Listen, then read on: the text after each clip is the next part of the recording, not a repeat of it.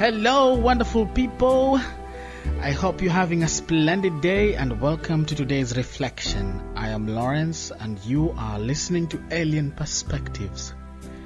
In my last week's discussion, I stumbled upon the question of what is self? And today, ladies and gentlemen, we will take another direction in approaching the discussion today. I will be sharing a poem that someone who I had a conversation with last week was so kind to express herself through it. There are many ways we as human beings can express ourselves, not only through words, but also through music, spoken word, dance, as well as drawing a piece of art. I encourage all of you, please, reach out and share your thoughts in the best way possible that works for you. And I'll be so glad to share it in my next episodes. So, what is self? I don't know what self is. Maybe it is the presumpted idea of our unknown or our own identity, or what we think we are or who we are. But I could relate self to character, behavior, and identity. I could also relate it to a way of life and how one thinks about that life. Does self change? How would I describe my own, quote, self, unquote? Here we go. So, over the last couple of days, I have enjoyed spending a lot of time alone listening to soundscapes around my house. Oh, and I gotta say, my fridge has a very beautiful harmony. I think maybe one of these days I'll write it and transcribe it down and try and sing it to you guys. And during these moments, I have come to realize that I pay a lot of attention to who I am. And who am I again? That goes back to the very same question I posed in the beginning. I do realize how hard it is to express who I am as a person, and I believe it takes a level of awareness and attention to know what really makes up an individual. And a friend of mine yesterday told me that, Lawrence, you're so arrogant, or rather so overconfident.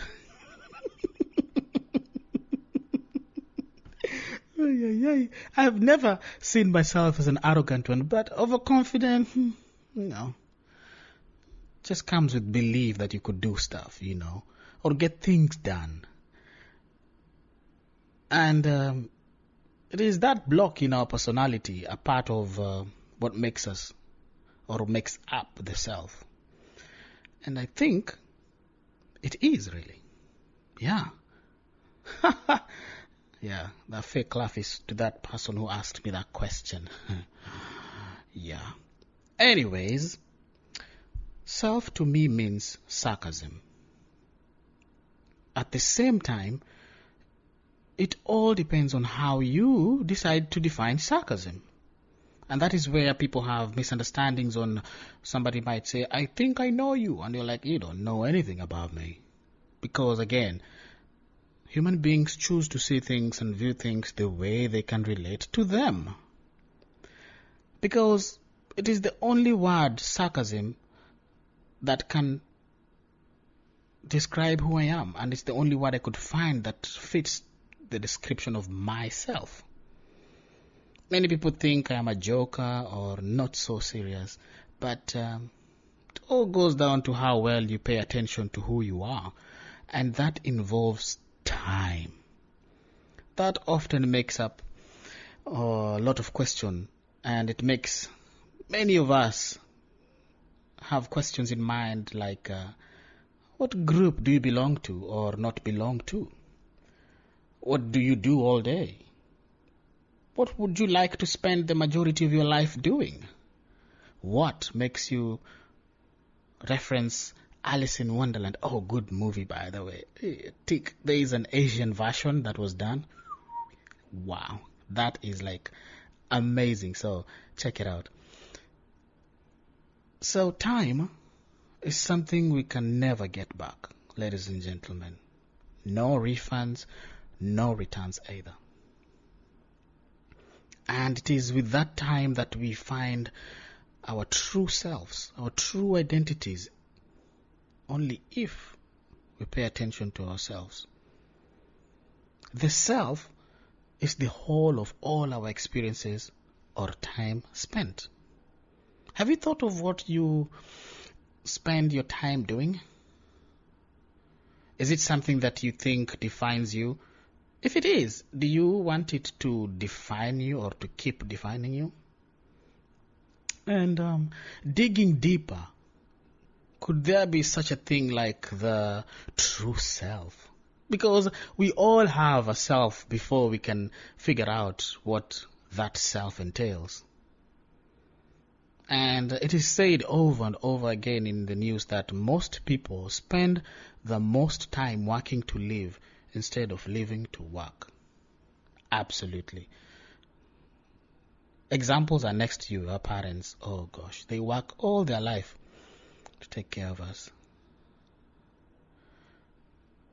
And that is to say that they don't enjoy working, so they live a self that conflicts with their true self.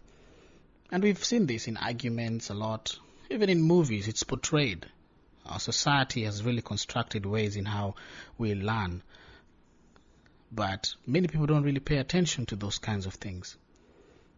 It can also be a hard thing to judge, though.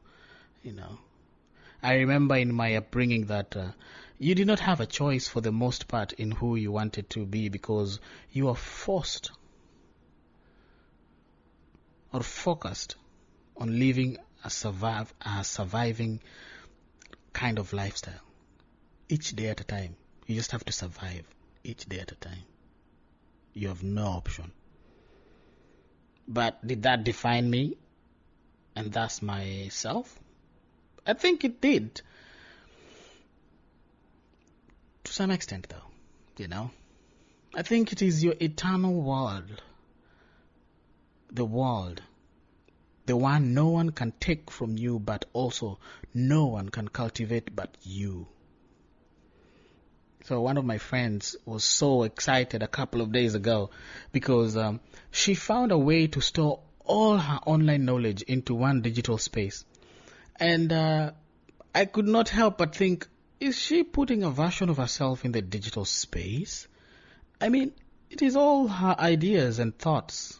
And I'm thinking that she has captured from her daily life, sharing on that platform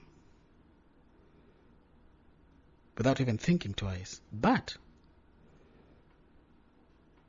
I lack the inner involving dialogue.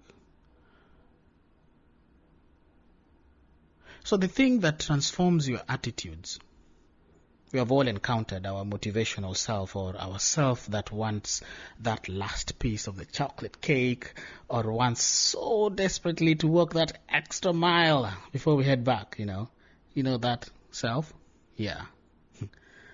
So please, allow me to take a moment and share the poem my friend gave me today. And this is how she expressed herself in our conversation. What is self? Is there such a thing as self? How personal does the word self sound to you? Is that a thing you can describe? Can you depict, determine, or decipher the meaning of such a simple word without being consumed by the present? There is also the question of time. A bit different though. There is certainty in time. Time fancies itself as a catalyst, a contributor, a constant in this topic. Then again, there is also change, which it comes uncertainty, a consequence of nature's cause. Is the consequence healthy? Is the goal to strive for an unchanging self, to somehow preserve it? How can someone secure such a thing as self? Who wants to remain as a self that never changes? Change, after all, can be growth, but also decline. For every positive, there is an equal negative. Is the transformation of self into a new self worth the pain, pleasure, and the questions that follow so closely? There is the question of approach as well. How do you interact and understand self? Is it the key towards fulfillment? Think about it. I know this is a very, very deep question, and probably one that puts many of you on edge. Me too, it does put me on the edge though. And like I said, it takes deliberate reflection of one's values, identity, wants from life, and ways of thinking about everything in your life. After all, character is the external expression of self, but self is not character. It makes your journey in life wholly yours. I don't know about you, but I feel less stressed about finding everything about what makes up myself when I realize that it's not something that needs to be unchanging.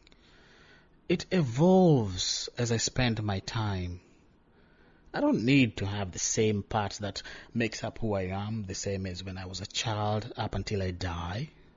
I can change my views, my ways of spending time, and constantly refine myself.